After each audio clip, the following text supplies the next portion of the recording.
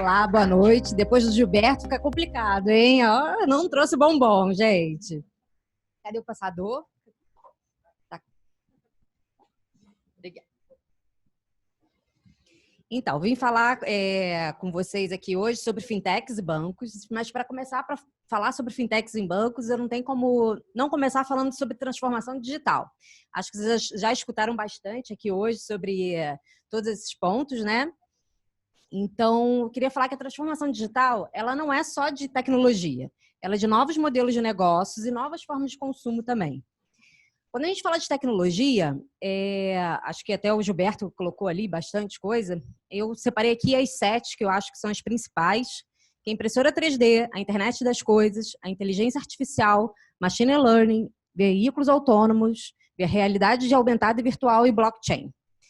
Separei também, para a gente falar de sistema financeiro, as 3 principais no nosso segmento aqui, que é a inteligência artificial, machine learning e o blockchain. Quando a gente fala de inteligência artificial no segmento financeiro, hoje todo mundo, ela veio para facilitar a vida, ela não é uma opção para os bancos, ela é uma obrigação. E todo mundo aqui já deve ter utilizado, né? Quando vocês entram no site do banco de vocês e aí vocês começam a conversar no chat, vocês estão falando ali com um robô, né? E ele vai devolvendo para vocês e aquilo facilita a vida de todo mundo, porque é muito mais rápido, né? A interação. E quando a gente fala para o colaborador, né? Eu trabalho, quando ela falou líder digital, na verdade eu sou líder digital do Itaú. Então, quando a gente trabalha dentro de uma instituição tão grande como essa, hoje a gente tem em torno de 4.000 sistemas dentro do banco, depois das fusões todas que ocorreram. E às vezes eu quero falar com um cliente e eu não consigo contato com ele.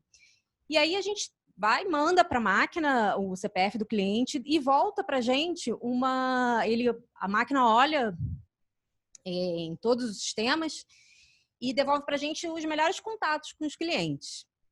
E isso facilita muito a vida do colaborador também. Outro ponto que é o machine learning, a capacidade que a máquina tem de aprender, né? Gente, eu tô um pouquinho nervosa, tá? Ninguém liga não, né? Eu sou ótima com números, agora em apresentação eu não sou não. Então vamos lá. Então a gente tem o machine learning, que é a capacidade que a máquina tem de aprender através de padrões e repetições. Quando a gente... E aí tem um exemplo bem clássico aqui. Você está lá comprando no seu cartão de crédito e ela está olhando lá como você faz sua compra, como é o seu padrão, quanto você gasta. E aí, de repente, você quer fazer aquela orgia lá com seu, né, fazer uma compra enorme e ela vai lá e bloqueia o seu cartão. Então, é porque você saiu do seu padrão ali. E aí, ele acaba bloqueando. E aí, a terceira tecnologia é o blockchain. Alguém já ouviu falar em blockchain? Então, vou me ajudar aqui, hein? Então, blockchain é um grande banco de dados, é um banco de dados público, né, remoto, inviolável. Ela é uma rede descentralizada. E ali você pode registrar qualquer tipo de documento, de transações de valores, o que você achar que tem que registrar. E aí, se eu puder fazer uma comparação, eu posso falar um pouco sobre os cartórios, né? Hoje a gente precisa do cartório para validar todos os documentos da gente. O blockchain, ele faz a mesma coisa, só que ao invés de precisar daquelas assinaturas, dos selos do cartório, ele autentica aquilo com código, vamos colocar assim. E essa tecnologia, ela vai mudar muitos modelos de negócios, né? Hoje a gente tem, dentro do banco, a gente tem uma área só estudando sobre blockchain. E aí a gente falou de tecnologia, não passei nenhum dos slides ali, ó. E agora a gente vai falar um pouquinho sobre novos modelos de negócio. O que são os novos modelos de negócio? A tecnologia, ela vem transformando e ela cria novos modelos de negócios. Aí eu tenho alguns exemplos, ó, Netflix, Uber, Airbnb, Spotify, o Nubank e a XP. Falando em segmento financeiro, vou destacar aqui um pouquinho a XP, que ela veio para mudar bastante o mercado financeiro. Ela veio com um conceito de supermercado, né, do mercado. E aí, na sua plataforma digital, além de colocar não só ações, ela também entrou com renda fixa, com fundos. Então, o cliente, ele entra lá, ele pode comprar fundos de várias casas e não precisa estar aplicando em cada casa individual, né? Então, ele vai lá no supermercado dele. O Nubank, ele veio com um cartão de crédito, né, sem burocracia, sem anuidade, totalmente gerenciado por um app. E hoje, depois, né, de 5 anos de mercado, ele já está com 13 milhões de clientes. E aí eu queria fazer uma provocação para vocês. Vocês sabem o que é esses novos modelos de negócios? Por que eles dão tão certo? É claro que além da tecnologia, né? Mas por que eles dão tão certo? Porque eles nasceram da necessidade dos clientes e não das empresas. E aí eles fizeram grandes players, né? Também precisarem se modernizar, mudarem a sua forma de atuação. Então, a gente falou de tecnologia, novos modelos de negócios, e agora, o que acontece depois disso tudo, também com o consumidor? Ele vai ficando muito mais antenado, muito mais exigente, né? E aí eu separei aqui 3 características que eu acho que são as mais latentes do novo consumidor, e a primeira aqui é a experiência de vendas personalizadas, a segunda, o consumidor gerando conteúdo, e a terceira é a participação ativa dos clientes nos processos das empresas.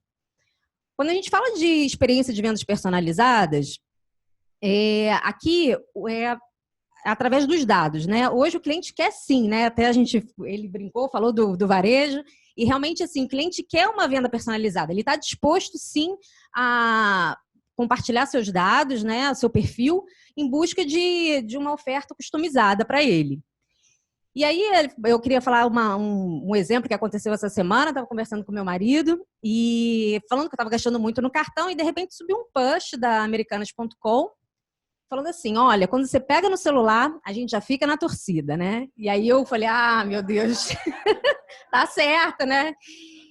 E aí quando eu falei, vou entrar para ver, né? Aí quando eu entrei para ver a oferta, era o brinquedo que o nosso filho queria de Natal, com 50% de desconto. Comprei na hora e assim, com certeza eu vou voltar várias vezes na Americanas.com para comprar, além do push ter sido super divertido, né?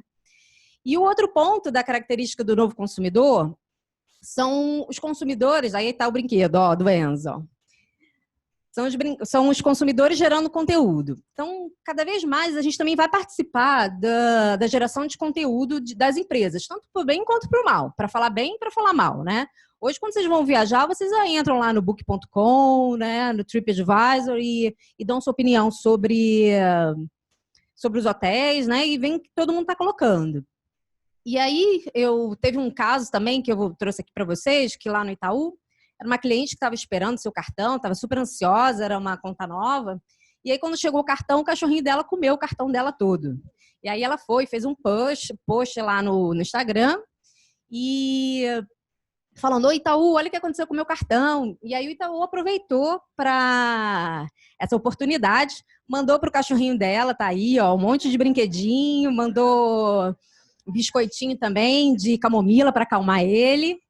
E aí isso repercutiu super positivo, né, para a marca e foi super bacana esse conteúdo gerado, né, para um cliente.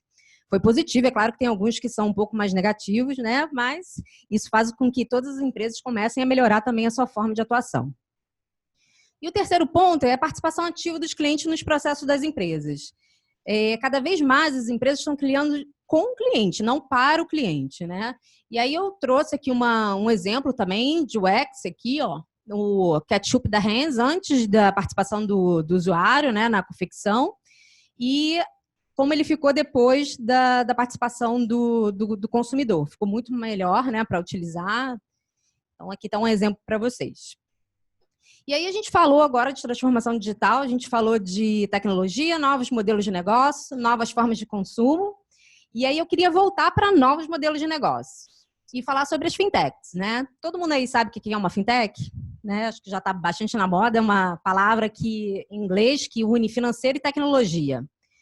E as fintechs, elas nasceram em 2008 e elas são startups que vieram para otimizar, né, para inovar e otimizar os serviços financeiros. E elas miram bastante também em gaps, né, que hoje a gente tem quando a gente fala também em bancos, né? E um dos gaps que ela veio, elas miram muito nos desbancarizados. Que hoje no Brasil, só para vocês terem uma ideia, hoje a gente tem em torno de 55 milhões de pessoas nessa situação. E isso mesmo, assim, quase metade da população ativa não tem conta em banco, não tem cartão, não tem nada. E aí, um exemplo legal que eu trouxe foi o Banco da Maré, olha. Eles criaram um aplicativo para atender 200 mil pessoas das 17 comunidades do Complexo da Maré.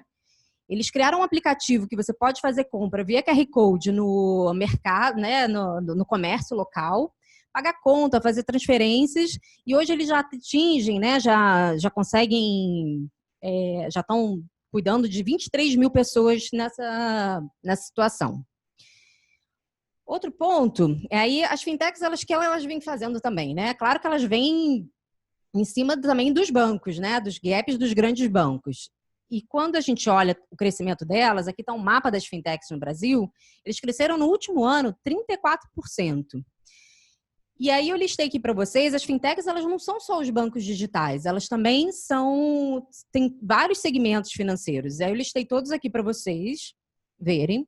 E o maior segmento financeiro das fintechs é o de meios de pagamento. Depois ela vem a parte de crédito, que vem crescendo muito, e isso é muito positivo quando a gente olha, porque os grandes players, eles vão precisar realmente mexer nas suas taxas, isso vai ser muito bom para a população e muito bom também para o crescimento do nosso país.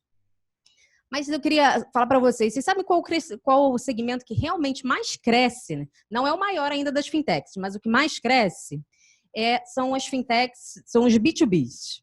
E tem muitas fintechs nascendo para colaborar com as grandes instituições financeiras. E isso é super rico, né? Tanto para eles, para fintechs, como para o banco.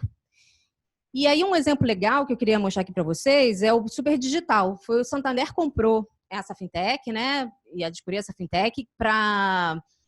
Ela estava com dificuldade de colocar contas, né, digitais, e aí ela foi lá e trouxe essa fintech para dentro do Santander. E esse app, você pode fazer transferência, criar vaquinhas digitais, pode rachar uma conta, pode fazer diversos serviços dentro, carregar bilhete único, diversos serviços dentro dele, muito mais ágeis do que como você abrindo uma conta normal lá no Santander.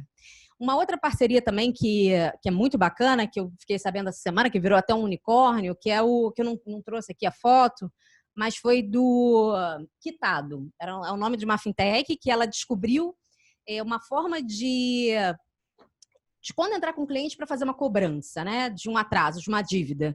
E aí ela começou a entrar em redes de relacionamento, Facebook, Instagram, para saber qual era o melhor momento de estar cobrando o cliente.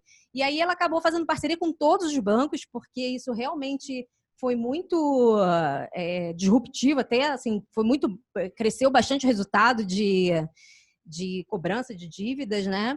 E foi bem bacana.